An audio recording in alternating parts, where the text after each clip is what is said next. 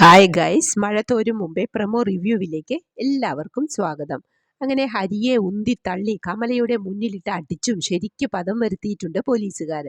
ഹരിയെ റൂമിലേക്ക് കൊണ്ടുവന്ന് എവിടെയാടാ മറ്റേ സാധനം എന്ന് കോൺസ്റ്റബിൾ ചോദിച്ചപ്പോൾ എൻ്റെ കയ്യിൽ ഇല്ല സാറേ എന്ന് പറയുന്നു. നിന്റെ കൈവശം ഉണ്ടല്ലോടാ എന്ന് പോലീസ് പറയുമ്പോൾ ഇല്ല, എൻ്റെ കയ്യിൽ ഇല്ല എന്ന് ഉറപ്പിച്ചു പറയുന്നു. കിട്ടേണ്ടത് കിട്ടിയപ്പോൾ സാധനം വന്നു. ചെകിടത്ത് ചൂടോടെ ഒന്ന് കൊടുത്തിട്ട് സാധനം എടുക്കടാ എന്ന് പറയുന്നുണ്ട് കോൺസ്റ്റബിൾ.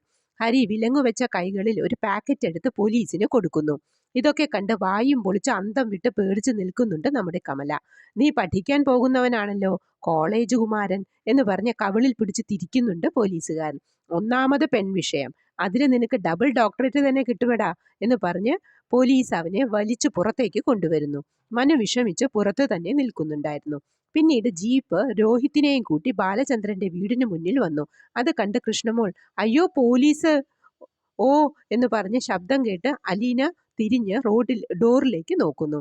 ഇനി രോഹിതിനെ തെളിവെടുപ്പിന് കൊണ്ടുവന്നതാണോ അതോ അലീനയുടെ ഫോട്ടോസ് മൊബൈലിൽ നിന്നും റിക്കവർ ചെയ്ത് അലീനയെ അറസ്റ്റ് ചെയ്യാനാണോ എന്നറിയില്ല.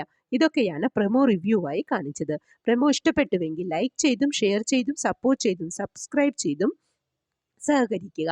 അടുത്ത ഒരു എപ്പിസോഡിന്റെ പ്രൊമോവുമായി വരുന്നതുവരെ കാത്തിരിക്കുക.